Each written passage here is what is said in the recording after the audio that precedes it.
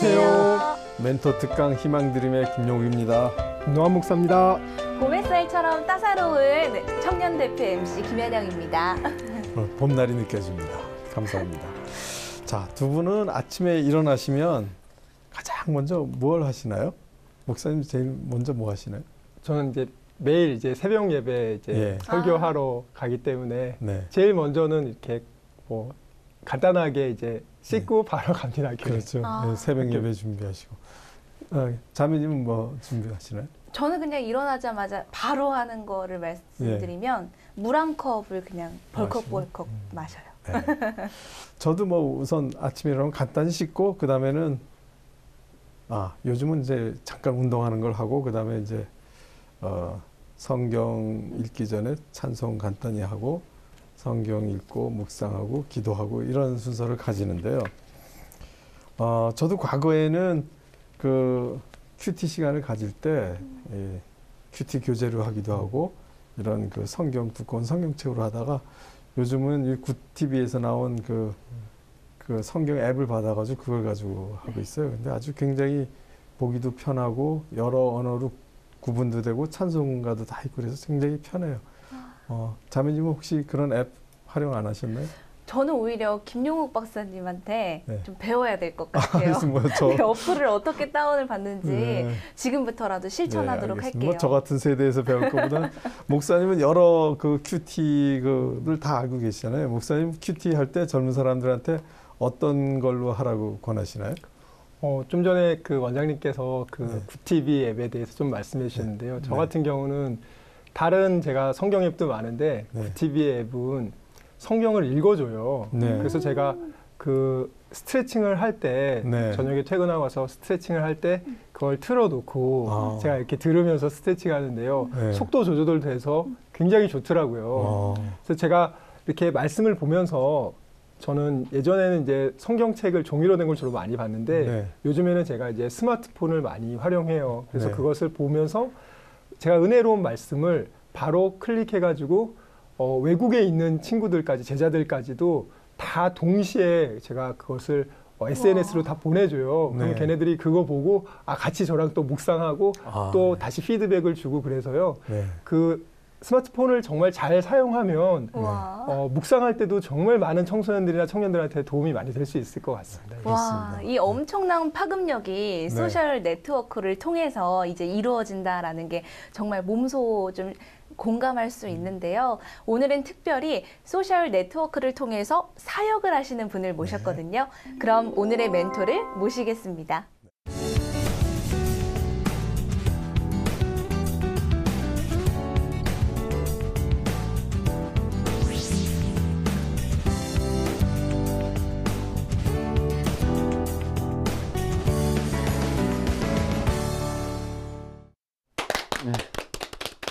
안녕하세요.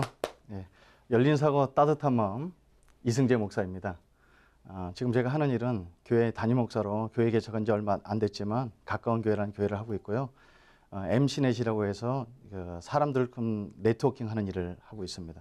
근데 제 마음속에 아직도 청년들을 마음이 있어서 청년들을 어떻게 하면 다음 세대 지도자를 키울까 이거 고민하고 살고 있습니다.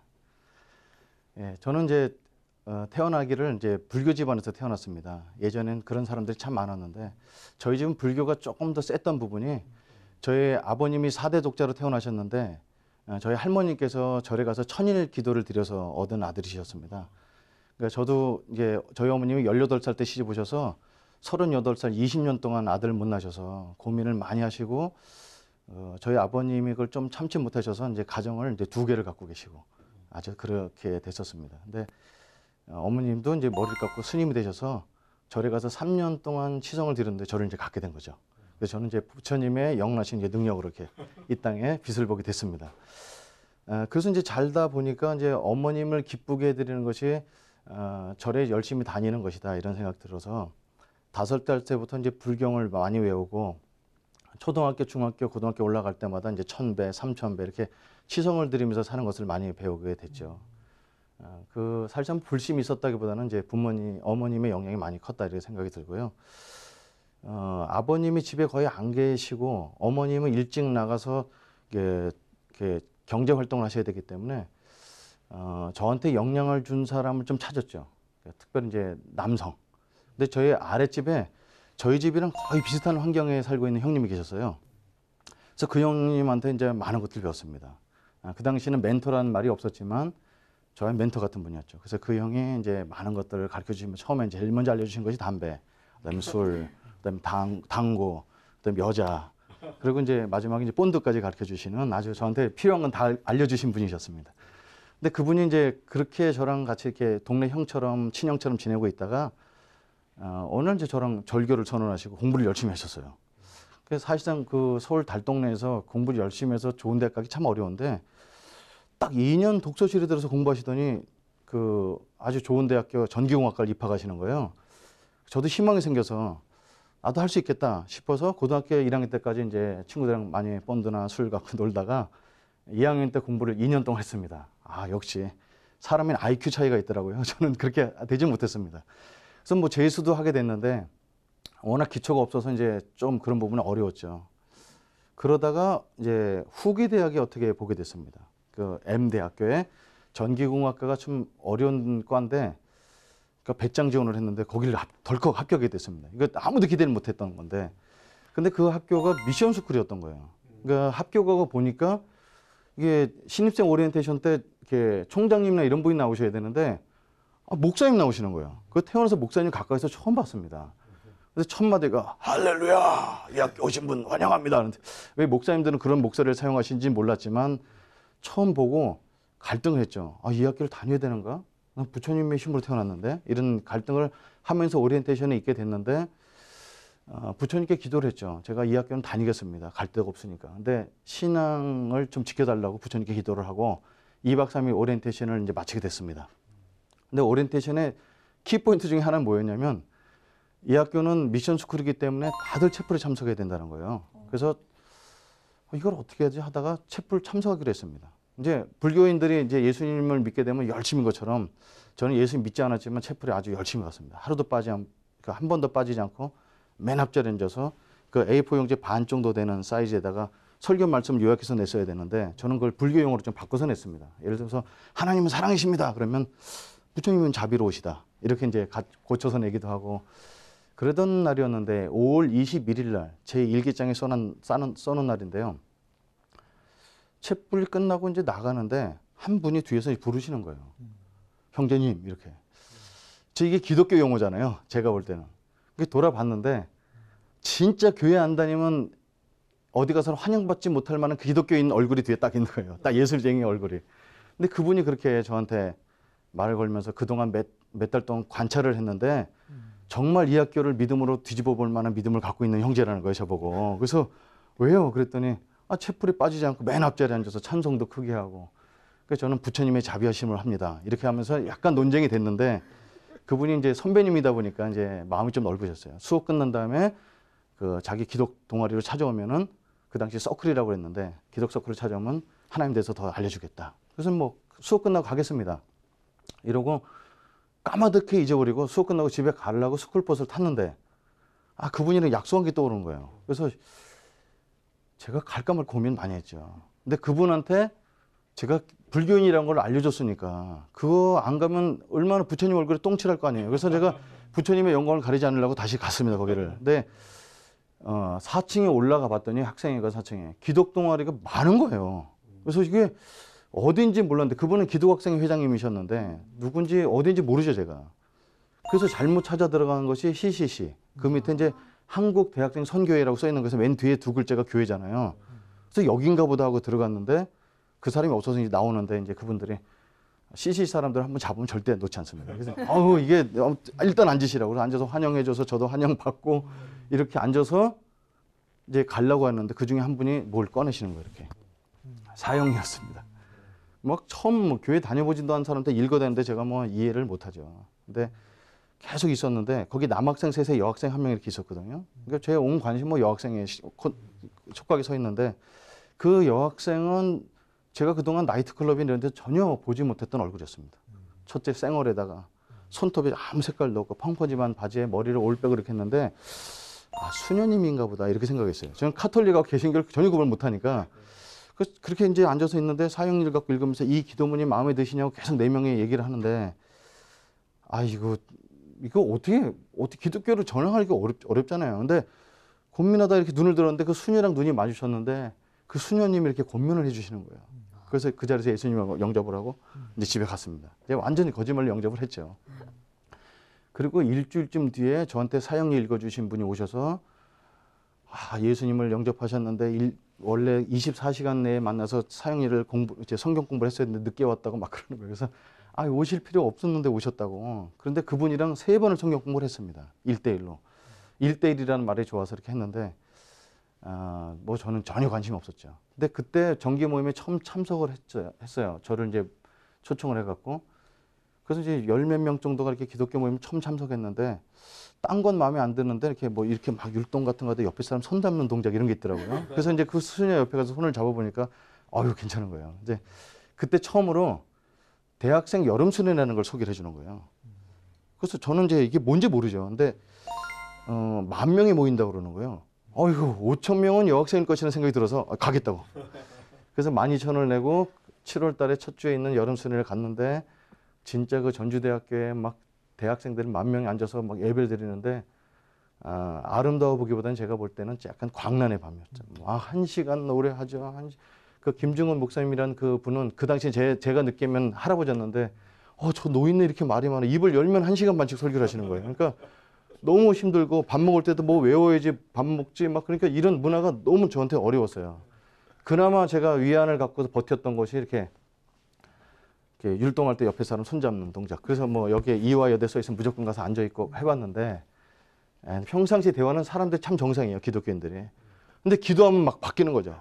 막 인상이 쭉 막 침 튀고 막 이런 거 보면은 이 여학생은 아니구나. 그래서 여학생을 몇 번 가르봤는데 다 똑같았어요. 그래서 도저히 못 있겠어서 수련회 마지막 날 아침에 짐 싸고 가는데 많은 사람이 막 기도해주고 막 울면서 기도해주는 거예요. 그래서 저는 아니 이게 울 일인가 이런 생각이 드는 거죠. 제가 간다는데.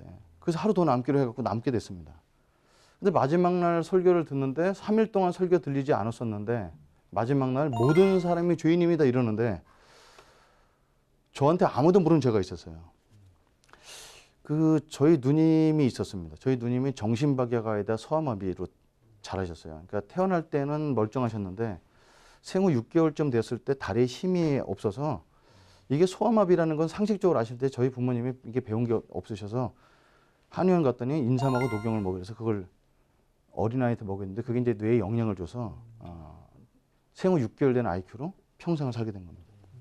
26살 때 제가 재수할 때 돌아가셨는데 그러니까 저는 학교 갔다 오면은 그 누나가 이제 소대변을 바지에다 싸놓은 걸 치우는 게 일이었으니까 그걸 이제 이렇게 주전자에다 물을 끓여서 고무다리에다 물을 타갖고 다 큰 여자야 그 바지를 벗겨서 냄새를 제거하려면 빨래비누가 최고하니까 빨래비누로 닦여서 바지를 입혀놓고 이렇게 저는 그게 뭐 이렇게 나쁘게 살지는 않다고 생각하는데 그런 환경 속에 있었는데 이게 제가 이제 학교에서 책 같은 걸 받아오면 우리 누나한테 장난감이 없으니까 책을 주는 거예요. 찍고 놀라고. 그러니까 저는 학교에 책을 거의 가져가 본 적이 없습니다. 다 괜찮았는데 그렇게 살아도 그냥 살았어요. 근데 어느 날 제 이제 선생님이 숙제를 아주 지독하게 검사하고 때리는 선생님이 있어서 그분 숙제를 하고 왔는데 집에 놓고 간 사이에 그 누나가 찢어놓은 겁니다. 고등학교 1학년 때니까 이제 사춘기 때죠. 그때 잠깐 속에서 한번 올라왔는데 아무 조항도 할 수 없는 그 바보 누나를 양쪽 귀시아대기서부터 해갖고 제가 막 그 사춘기를 견디지 못해서 이 병신이 우리 집에 태어났고 내가 이렇게 산다고 막 그러고 이제 친구 하나 없는 것 아버지에 대한 불만과 이런 것을 그 누나한테 막 그 손찌검으로 폭력으로 다 한번 해친 적이 있습니다. 그러니까 그거는 저 인생에 그냥 그러고 지났어요. 아무도 제가 누나를 폭력으로 가했다든지 이런 걸 아무도 모르는데 수련회 마지막 날 모든 사람이 죄인입니다. 그런데 여기를 막 콕 찔리는 게 있는데 이걸 못 견디겠는 거예요. 이미 누나는 작년에 재수할 때 돌아가셨지. 내가 살아있다 할지라도 바보 누나한테 가서 용서를 구한다고 바보 누나가 용서해 줄 건 아니지. 그러니까 이게 절에 가서 내가 부처님한테 천배를 한다고 한들 이게 씻어질 수 있을까 이런 고민을 하고 있는데 예수 그리스도가 죄를 용서해 주셨습니다. 그분이 모든 것을 다 하셨습니다. 이거 하는데 막 이 감당을 못 하겠는 거죠. 그리고 믿음의 가장 첫 번째 작용이 죄를 깨닫는 것이라는 걸 그때 진짜 알게 됐습니다. 그 당시엔 그런 논리가 없었는데 나중에 보니까. 그래서 예수님께 태어나서 처음으로 예수님 저희 죄를 용서해 주세요. 그런데 이 한마디가 끝나기 전에 눈과 코에서 막 물이 나오기 시작하면서 나랑 아무 관계없던 외국인이 나랑 굉장히 관계가 있는, 나를 다 알고 계시는 어떤 하나님이라는 걸 그때 어렴풋이 알게 되고 눈물로 주님을 만나게 됐습니다. 이제 그 다음날 새벽에 일어나서 길거리를 나갔는데 막 아스팔트가 검정 색깔이었는데 색깔이 너무너무 아름다운 거예요. 어떻게 이렇게 검정 색깔이 이렇게 예쁘지? 나뭇잎이 물에 비에 맞아서 반짝거리는데 너무 아름답고, 가지들이 바람에 흔들리는데 나를 향해서 춤추는 것 같고, 사람들이 아름답고 다 용서할 수가, 이런 마음. 그래서 일평생 어머니를 구타하시고 사셨던 아버님이지만 그게 걸어오면서 막 용서가 되고 막 이러게 되는 거죠. 그리고 그 다음 날서부터 성경 읽고 사람들한테 내가 만난 예수님을 전하면서 살았던 것이 지금까지 이제 살게 된 것 같습니다. 저는 그래서 예수님이 이 땅에 오셔서 우리에게 생명과 풍성한 삶을 약속하셨는데, 이 생명이라는 것이 어떤 무슨 신비적인 체험은 아니더라도, 이거는 나의 죄 문제라든지 인생에 해결할 수 없는 이런 것들은 하나님만이 하실 수 있는 것이 있구나, 이런 것들을 깨닫게 됩니다. 그래서 그것은 뭐 성경 공부의 생명이 아니라 이젠 세상을 바라보는 것도, 내 인생을 바라보는 관점도 바뀌면서 이게 생명이 없으면 이렇게 살 수가 없구나, 이런 것들을 이제 깨닫게 됐고요. 그럼 뭐 풍성한 삶이라는 것이 어떤 분들이 무슨 뭐 축복 기도를 받아갖고 하나님 앞에 뭐 교회 열심히 봉사하면 인생에 대박 나고 헌금을 많이 내면 자녀가 잘 되고, 저는 이런 거라고 생각하지 않습니다. 왜냐하면 그건 불교에서도 있습니다. 우리 집처럼 그렇게 가난한 때도 어머님 뭐 절에 가서 기와장에다 몇 개를 바치고 그러면 자녀 잘 되고, 이런 것이 기독교라고 생각하지 않고요. 그 저희 어머니도 방언을 하셨어요. 불교 방언도 있거든요. 그러니까 그런 체험이나 병 고치는 것이 풍성한 삶이 아니고, 제가 볼 때 풍성한 삶은 참 하나님의 관점으로 세상을 바라보게 되지 않나, 이런 생각을 갖게 되는데요. 저는 이제 뭐 마음에 외로움이 많으니까 대학 다니면서도 이제 그 친구들, 그게 나중에 소셜 네트워킹이 되는데 여자도 굉장히 관심이 많았죠. 그래서 그 수녀한테 찾아가고 좀 사귀자고 그랬더니 누님이세요. 그래서 그 누님이 선배랑 사귀는 게 아니라고 그래서 자기 제자를 소개를 해줬습니다. 그럼 몇 개월 공부했는데 이제 같이 공부가 아니라 데이트를 했는데 이 자매가 미국으로 떠나버렸어요. 그래서 그 누님을 찾아가고 헤어지게 됐습니다. 그랬더니 다 알고 있는 거예요, 제자니까. 그럴 줄 알고 또 하나 준비해놨어. 그래서 이제 자매랑 같이.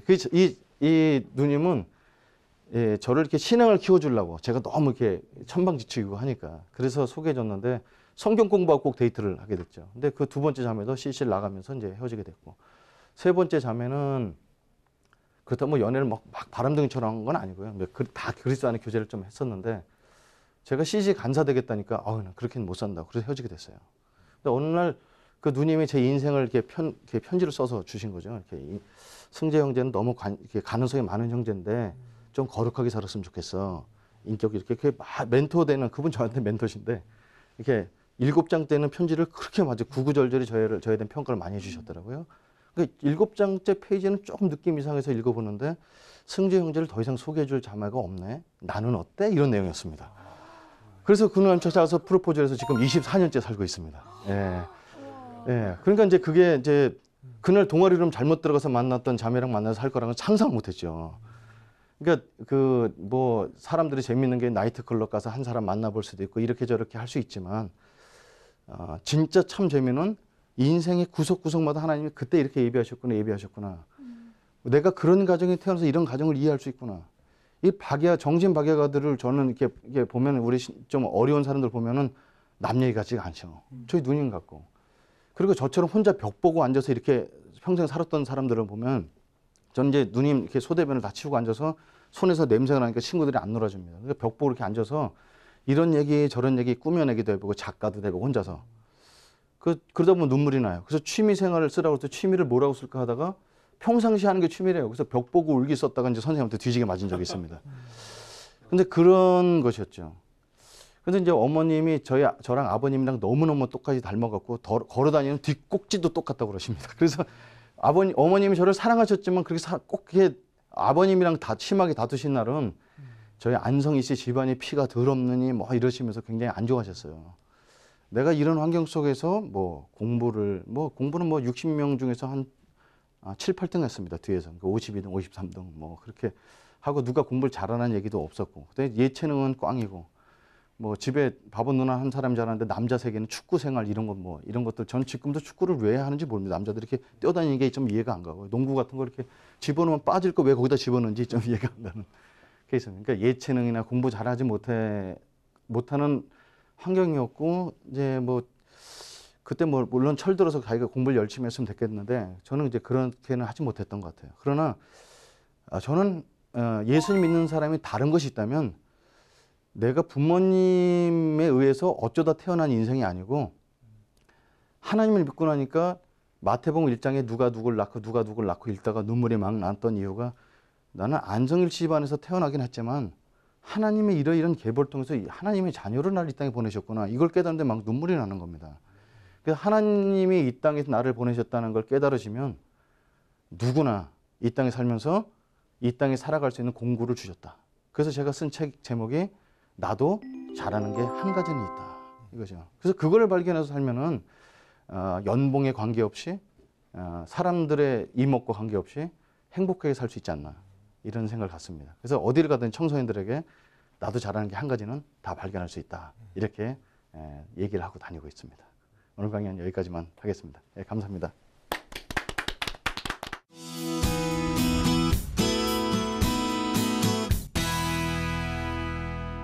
네, 이승재 목사님 모셨습니다. 목사님 반갑습니다. 네. 어서 오십시오. 이 목사님께서 선교단체 MC네트의 대표로서 청년의 뜰 운영본부장으로 활동하셨고요. 또 여러 가지 방법으로 청년 사역하시고요. 또 최근에는 교회 개척도 하셨다고 들었어요. 교회 이름이 가까운 교회. 그 이름도 아주 굉장히 정답고 살갑고 그런데요. 어떤 교회인지 좀 소개를 해주시죠. 예. 말 그대로 이제 가까운 교회입니다. 그래서 첫 번째로는 하나님과 가깝고요. 그리고 이웃과 가까운 교회. 그래서 살짝 10계명에 보면은 하나님 사랑, 이웃 사랑 이것을 요약해 놓은 것을 지금 시대 용어로 좀 이렇게 바꿔서 좀 얘기한 게 되고요. 그리고 지금은 이제 우리나라에 필요한 교회가 이렇게 모여라 그래서 많이 모이고 교회 중심적인 교회라기보다는 그리스도 중심이면서 흩어지는 교회. 자기 삶 속에서 이웃과 일터를 그리스도의 말씀으로 섬길 수 있는 그런 교회를 지향하는 의미에서 그렇게 가까운 교회라고 짓게 됐습니다. 그러셨군요.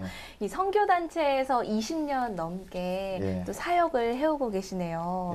많은 또 멘티들의 또 귀감이 되는 그런 멘토이실 것 같은데요. 학생들이 이제는 거의 어엿한 사회인이겠어요.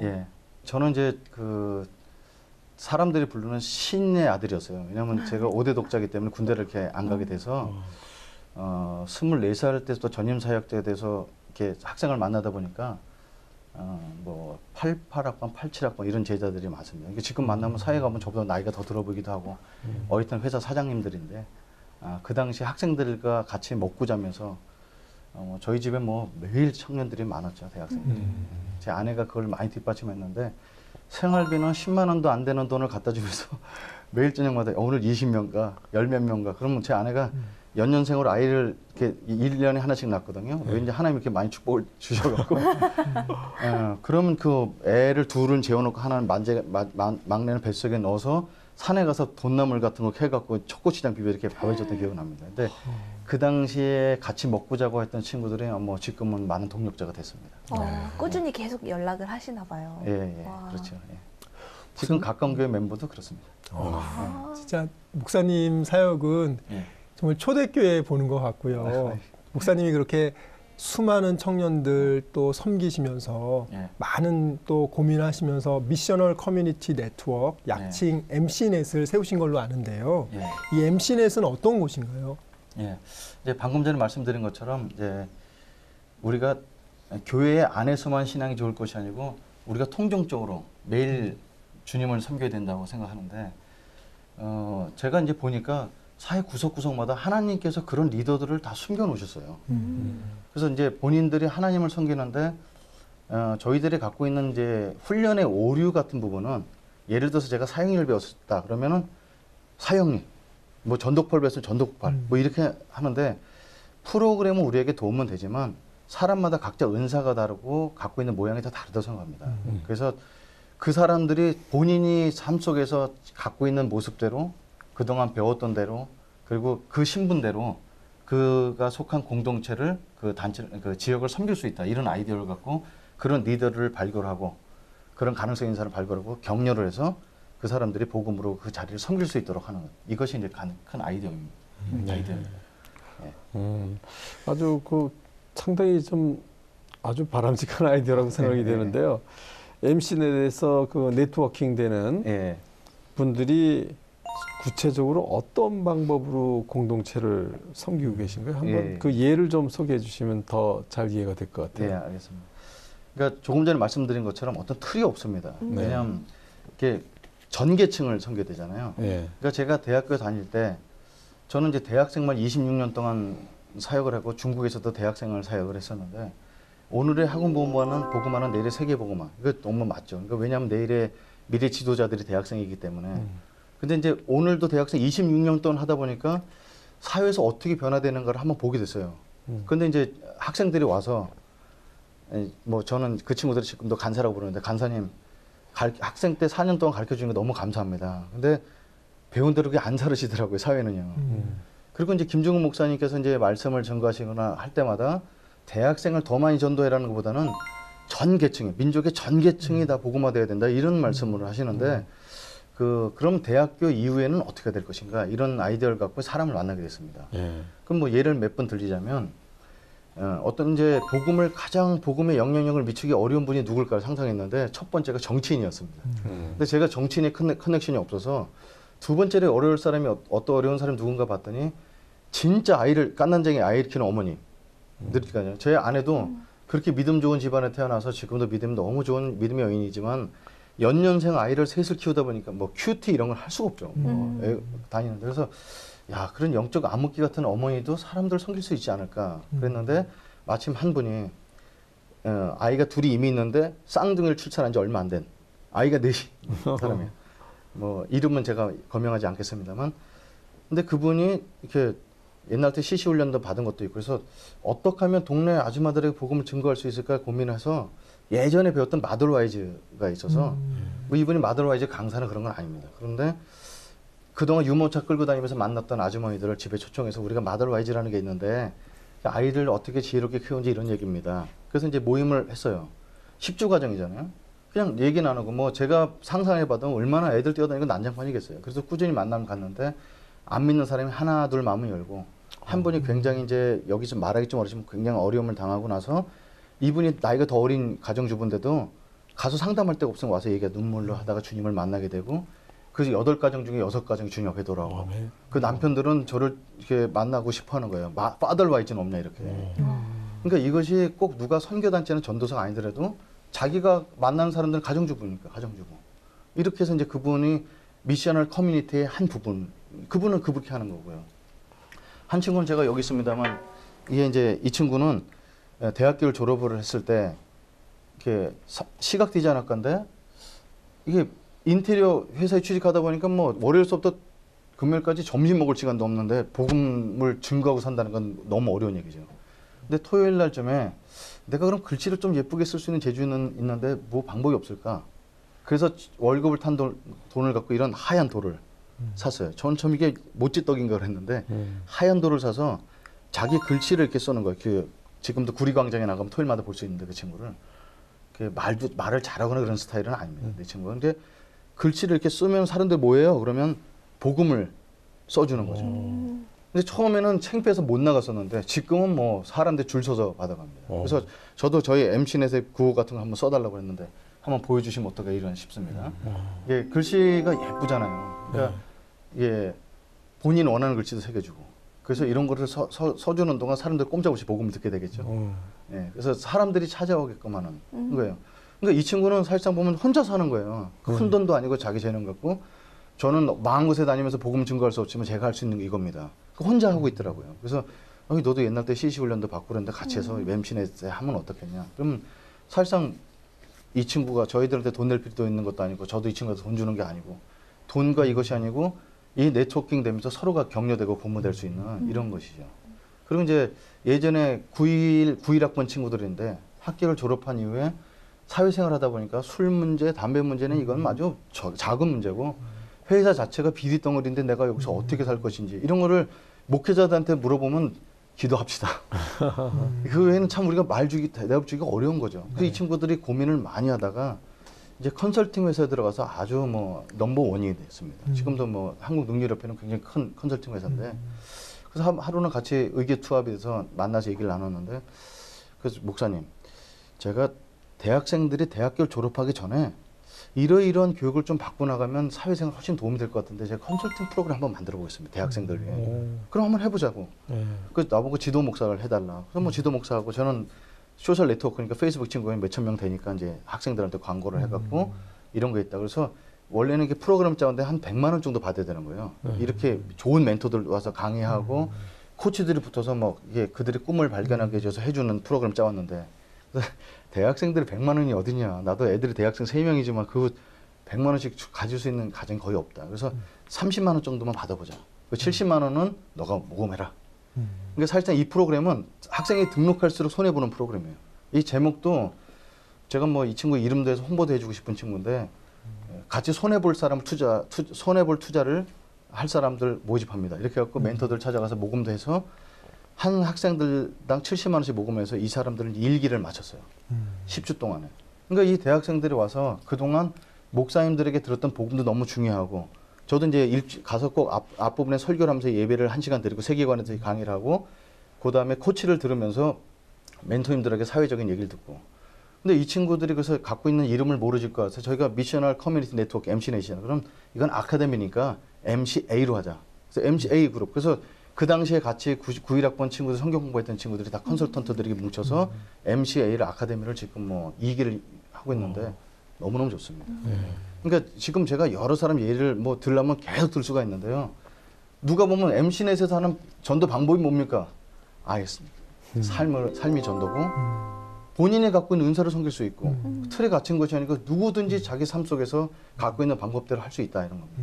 그래서 어떤 친구들은 저희 우리 회사 S 회사인데 신뢰도 못합니다. 거기도 방법이 있습니다. 제 방법 제가 찾는 게 아니고 그 사람이 찾게 해주는 거죠. 어느 날 와서 흥분돼서 와서 제가 이렇게 할까 하는데 어떻게 생각해요? 너무 좋습니다. 그렇게 해주십시오. 그래서 MC넷은 그렇게 다 연결됐는데 그럼 이 사람들은 어떻게 네트워킹 되냐? 그래서 제가 뭐 홈페이지를 만드는 재주나 돈이 있는 게 아니라서 뭐 세계적인 브랜드는 구글을 좀 빌려왔습니다. 거기 지도에 보면은 나만의 지도를 맞출 수가 있어요. 그래서 거기는 백지인데 자기가 있는 지역을 점을 찍고 내가 하는 사역이 이런 겁니다 하고 올려놓으면은 사람들이 점 올라오는 거 보고 격려를 받아요. 나만 이렇게 사는 게 아니구나. 그래서 그 점을 클릭하면 그 사람이 어떤 일을 하는지 서로 연락할 수 있고 그래서 1년에 한 번 정도 모여서 간증하는 컨퍼런스를 갔는데 뭐 너무너무 좋습니다. 뭐 축구 옆에서 일하는 사람 다 있죠. 각자 전할 수 있고 그래서 이거를 미셔널 커뮤니티 네트워킹이라 했었습니다.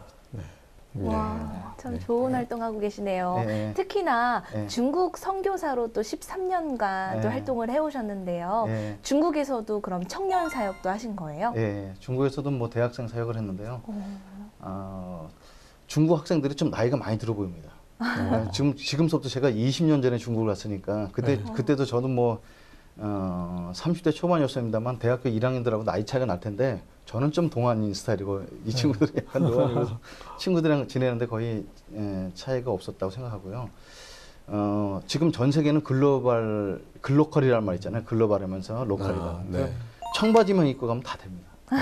그래요. 그래서 중국말은 하나도 못하고 갔습니다. 저는 전교공학 출신이기 때문에. 그래서 우리가 쓰는 이제 램프라는 방법이 있는데 그 언어를 배우는 방법이거든요. 처음에 만나면은 하루에 20명에게 똑같은 말을 3마디씩 하는 거를 해요.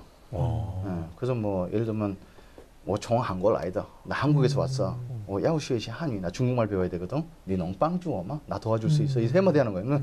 그럼 이 친구가 뭐라고 하는데 못 알아듣죠. 그럼 이제 두 번째 사람 만나고 이렇게 더는 거예요. 그 20명을 하루에 이렇게 만나다 보면은 하루에 3마디씩 일주일에 5일. 그 350, 15말이 15그 문장이 완벽하게 자기 것이 되면서 축적되고 그렇게 만나다 보니까 얘가 외국인한테 관심이 있구나. 얘가 조금 도움되고 두 번째 주에 만났을 때는 복음 전도 같은 거 하나 주고 이거 무슨 글자인지 먼저 읽어줄래? 그러면 다음에 와서 세 번째 만날 정도에는 서로 관심 있어서 이거 얘기하는 애는 영적인 관심 있는 애예요. 그럼 얘를 네 번째 만남 때 초대를 해서 그 DVD를 보는 거죠. 예수 영화 2시간 반짜리. 내가 대학교 1학년 때 봤던 그거. 근데 거기 예수님이 중국말 아주 잘하세요. 더빙돼서 니하오 이렇게 나오거든요. 그러면 그렇게 4주 동안 아침마다 금식 기도해서 이렇게 만났던 친구가 예수 영화를 한 달 만에 보면은 거의 90% 영접합니다. 아멘. 그래서 그런 친구들을 이렇게 만나서 캠퍼스마다 하나 둘 캠퍼스를 개척해서 이제 많이 개척을 하게 됐었죠. 예. 목사님 지금 크리스찬 청년들이 예. 정말 많이 줄어들고 있는데요. 예, 예. 뭐 3%에서 5%라고 할 정도로 예. 미전도 종족만큼 지금 청년들이 예수님 믿는 청년들이 너무 적고요. 예. 또 크리스찬 청년들도 목사님께서 말씀해 주신 것처럼 회사에 들어가면 많이 혼란스러워하는 모습을 보게 되는데요. 예. 교회가 청년들에게 어떻게 도움을 줘야 될까요? 예. 첫째는 이제 이런 거 있죠. 이게 교회와 가정 그리고 일터에서 갖고 있는 그 삶의 모습이 좀 같아야 되지 않겠냐. 이런 거. 저는 제 자녀들이 이제 뭐 다 커서 대학생이니까 뭐 아빠의 설교도 평가해 줄 수가 있는 친구들이잖아요. 근데 네. 그 친구들이 슬쩍 던진 말이 저한테 위로가 됐어요. 아빠는 CC에서 보는 아빠나 교회에서 보는 아빠나 집에서 보는 아빠나 똑같아. 근데 제 아내는 그걸 이제 너무 이제 자유로워서 그렇다 이렇게 얘기해 주는데 저는 그래야 되지 않을까 생각 듭니다. 자기 있는 모습 그대로. 그래서 제일 중요한 메시지가 있다면 자기다움이 가장 좋은 것이 아니겠나 이런 생각이 들고요. 그래서 그런 통전적인 삶이 우리가 보여줘야 될 가장 중요한 것이 아닐까 생각이 드는데 좀 구체적인 예를 들자면 지금 제가 다녔던 교회도 제가 훈련 받았던 것도 그렇고 모임에 나와라 훈련 받아라 이런 메시지는 진짜 많이 하죠. 교회 와라 무슨 날 또 와라 무슨 행사 와라 이런 메시지가 거의 제가 볼 땐 조금 과장해서 얘기하면 99%가 아닐까 이런 생각이 듭니다. 깔고 있는 부분이. 근데 지금은 잘 가라. 잘 가서 거기서 너가 그 역할을 해야 된다. 이렇게 메시지를 좀 해야 된다고 생각하거든요. 그래서 제가 지금 하나 준비하고 있는 컨퍼런스가 이제 진로와 소명 컨퍼런스라고 해서 예, 제가 이제 청년들을 볼 때마다 누구든지 잘하는 게 한 가지는 있지 않겠는가. 그래서 예전에 제가 88년도에 누가 100만 원을 주셨어요. 그 돈 갖고 음악 선교단을 시작했는데 아무리 88년도라고 해도 100만 원 갖고 음악 선교단 하기가 어렵죠. 근데 음악 선교단을 한번 하자고 사람 모집했는데 음악 전공자가 안 오는 거예요, 애들이. 유도학과. 너 삶의 구호 뭐냐? 그랬더니 넘치는 힘, 모자라는 머리입니다. 그래서 아주 웃겼던데 합격. 그래서 합격. 그 드럼치기 했고. 그 다음에 전자공학과 친구가 왔는데 뭘 할 수 있냐? 그래서 컴퓨터 갖고 좀 음악을 좀 도와줄 수 있지 않겠냐? 그 당시에 컴퓨터로 음악 할 수 있는 세대가 아닙니다. 이 컴퓨터 286 쓸 때니까. 그래서 합격. 그 다음에 유아교육과 피아노 칩니다. 이렇게 해서 하고 달리기를 잘하는 친구가 있어요. 그 폴란드 학과 학생인데. 그래서 넌 뭐하냐? 저는 폴란드 학과를 지원한 이유가 쇼팽이 좋아서 그랬대요. 그럼 피아노 쳐라. 그래서 그 100만 원 갖고 엉성하게 뭐 전기공학이니까 앰프 직접 만들고 막 이렇게 만들어서 그 친구들이 갖고 재능을 갖고 했는데 지금 제가 이름을 얘기하면 인터넷 치면 드럼에는 우리나라 최고 딱 뜹니다. 그 친구가. 그리고 아까 이런 영상 같은 거 만드는 친구는 뭐 야마에서 일을 하는 전자학과 출신인데 뭐 우리나라의 유수한 그 걸그룹이 이런 데 음악 작곡을 해서 다 준 친구가 됐고. 그러니까 그리고 이제 이거 피아노 친구 폴란드 학과 친구는 지금 S대학교에서 박사과정 가르치는 음악 교수입니다. 그러니까 그 당시에 만났던 그 디자인했던 친구들, 야 너희들은 디자인을 갖고 뭐 할래? 그 제가 맡았던 지역이 용인 지역이니까 뭐 서울대 출신들은 아니잖아요.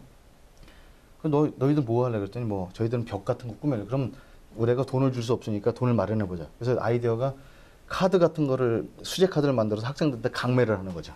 그래서 그 돈을 갖고 우리 갖고 모이는 장소에다가 이렇게 사계절별로 이렇게 꼭 십자가는 그려놓지 않지만 그걸 보면 하나님 묵상하게 이런 것들을 했어요. 그래서 이런 걸 뭐 잡동사니를 다 시키니까 잡동사니 모임 이러기는 그렇잖아요. 그래서 이걸 멋있게 이러면 좋습니다.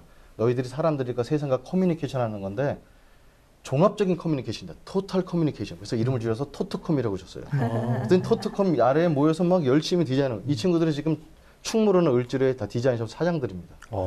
그래서 저는 거기서 진짜 하나님이 그 꼭 사장으로 성공해서를 얘기하는 것이 아니고 그때 그 우리가 알아주지도 못하는 대학 출신의 그 매킨토시 컴퓨터 하나 들고 을지로 상가 갔을 때 제가 축복 기도는 해줬습니다만 그걸 솔직히 믿음이 이거 한 3개월 하다 망하겠구나. 근데 그걸 버텨내더라고요. 그러니까 저는 이 시대에 진짜 학생들에게 줄 게 그런 야성이 아닐까 이런 생각이 듭니다. 저는 하나님께 영광 돌리는 부분에 대해서 묵상을 좀 많이 해봤습니다. 그리고 저는 이제 펄스펙티브라 해갖고 이렇게 그 선교훈련 하는 데 가서 하는 게 제가 2과 제목이 하나님의 영광에 관한 이야기거든요. 그러니까 영광을 많이 생각을 해봤는데요.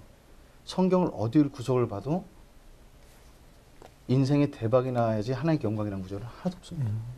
그러니까 우리가 잘못된 개념을 우리가 갖고 있는 부분이 세상의 것을 갖고 하나님께 영광을 돌리라는 것이죠. 그래서 조금 전에 사회자님께서 말씀하신 것처럼 이게 남들한테 내놓을 수 있는 것이 영광이라고 생각하는데 그러려면 예수님 내놓을 것이 하나도 없습니다.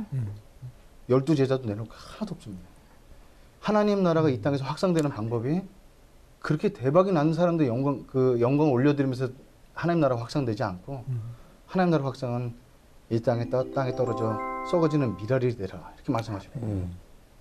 그러니까 그 미랄이 되는 것이 진짜 하나님의 영광인데 참 그건 말은 쉬워도 삶은 굉장히 어려운 거죠. 그래서 어떻게 하면은 그 세상 사람들이 갖고 있는 체면 문화 이런 것들을 뛰어넘어서 요즘 청년들이 정말 이렇게 직장이 없다고 너무 고민하고 이런 것을 많이 보는데 또 회사 사장님들 만나보면은 우리 회사가 조그만 회사는 오지 않는다는 거죠. 그래서 이 친구들이 왜 안 올까? 꿈도 없기도 하고 그러면서 다닌다면 체면도 있고 그동안 대학 다닌 것도 아깝고 그러니까 이런 갈등들이 많은 거죠. 사회 구조 속에. 근데 진짜 하나님께 영광 돌리는 방법은 그렇게 내가 꼭 위대한 대학이나 그리고 큰 회사를 이루거나 성공해서 뭘 보여준 게 영광이라면 영광 돌릴 수 있는 사람은 너무 작다고 생각합니다.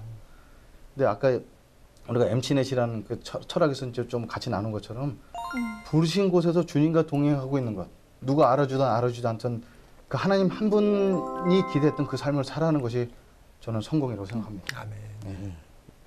전 목사님 말씀을 들으면서 정말로 공감하고 예. 정말 그렇게 살아야 되겠다고 하는 생각 중에 하나가 목사님 교회에서나 가정에서나 뭐 일터에서나 늘 같은 모습이다. 우리 믿는 사람이 늘 그런 일관성 있는 모습을 보여야지 많은 사람에게 정말 선한 영향력을 주겠다 하는 그 가르침과 다짐을 하게 됩니다. 네. 목사님 오늘 좋은 말씀 감사합니다. 예, 감사합니다.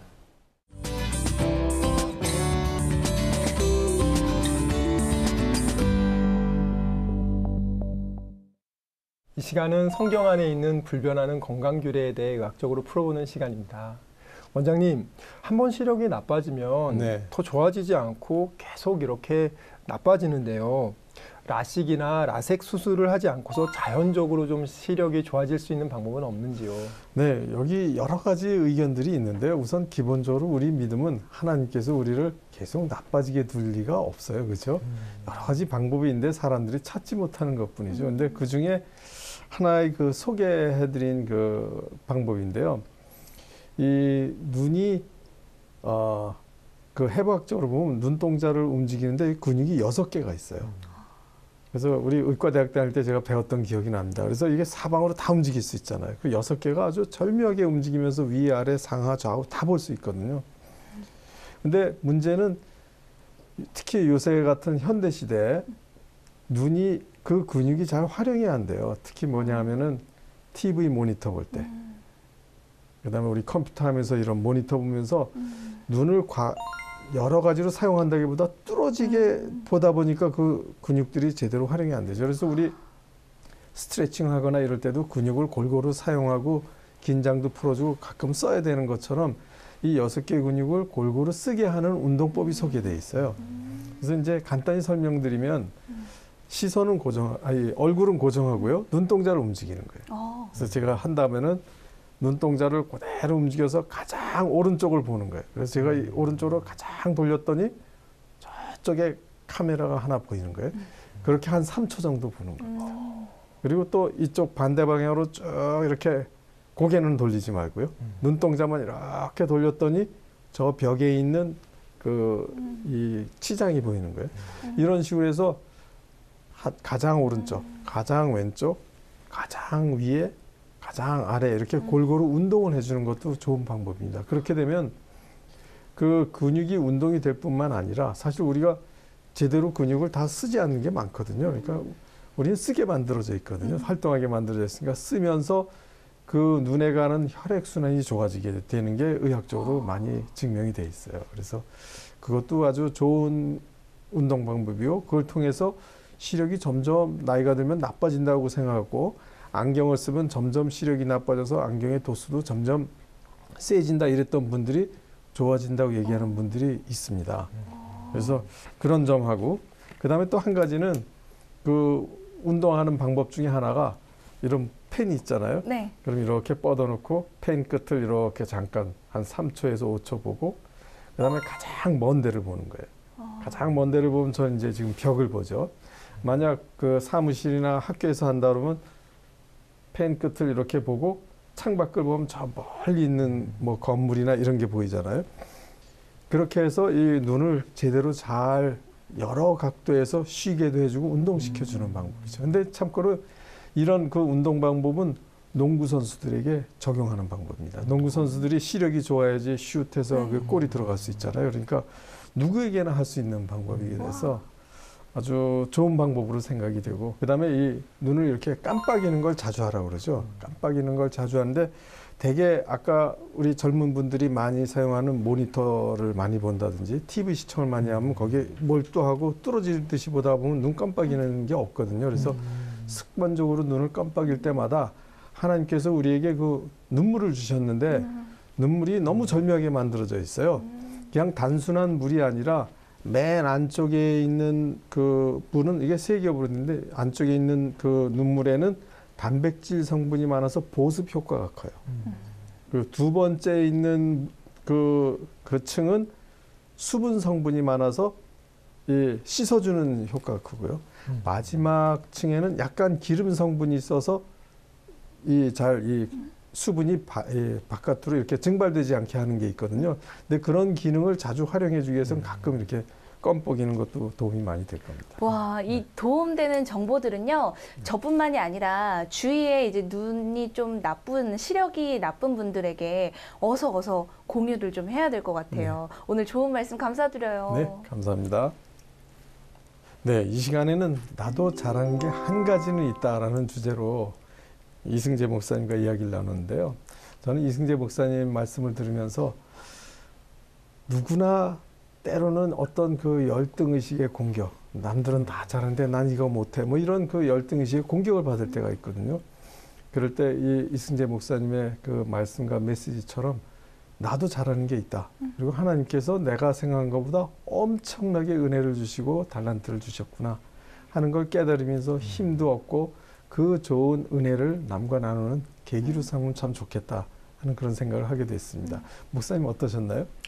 저도 오늘 들으면서 정말 너무 행복했어요. 네. 그리고 제가 주변에 있는 많은 청년들, 청소년들이 너무 많이 떠오르면서 이승재 목사님 나도 잘하는 게 한 가지는 있다. 이 책을 꼭 권하고 네. 꼭 읽혀야겠다. 네. 그 아이들이 단지 성적 하나만으로 열등감에 빠지고 뭐 꿈을 포기하고 비전을 포기하고 무기력하게 시간을 낭비하는 애들이 너무 많은데 정말 이 책을 통해서 아이들도 나도 잘하는 게 무엇일까 생각해 볼 수 있을 것 같고요. 네. 그리고 그 가까운 교회, 그 교회를 통해서 앞으로 청년들, 지금 대한민국 크리스찬 청년 비율이 3.9%예요. 네. 거의 미전도 종족이 3%에서 5%인데요. 네. 정말 그 청년들을 그들에게 소통할 수 있는 방식으로 복음으로 제대로 무장된 이 메시지가 앞으로도 온 한국교회에 널리 퍼졌으면 좋겠습니다. 아멘. 네. 오늘 김혜영 기자님 어떠셨나요? 저는 청년 대표로서 네. 너무 희망적이었고 꿈을 다시 한번 품을 수 있는 그런 친구들이 참 많이 생겼지 않았을까라는 생각을 해봤어요. 제 어릴 때를 돌이켜보면 제가 잘했던 한 가지를 칭찬을 받고 인정을 받았을 때 그것에 대한 자신감이 엄청나게 쏟더라고요.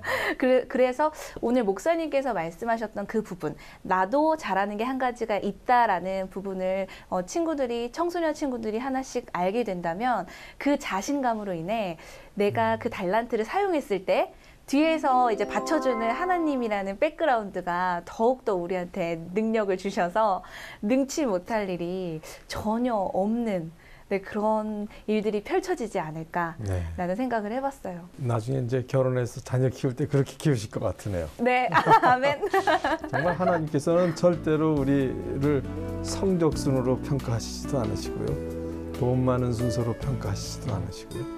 우리에게 잘하는 것 최소한도 한 가지 이상을 다 주셨는데 그걸 잘 써서 하나님께 영광 돌리는 그런 삶을 살아야 되겠다는 다짐을 하게 됩니다.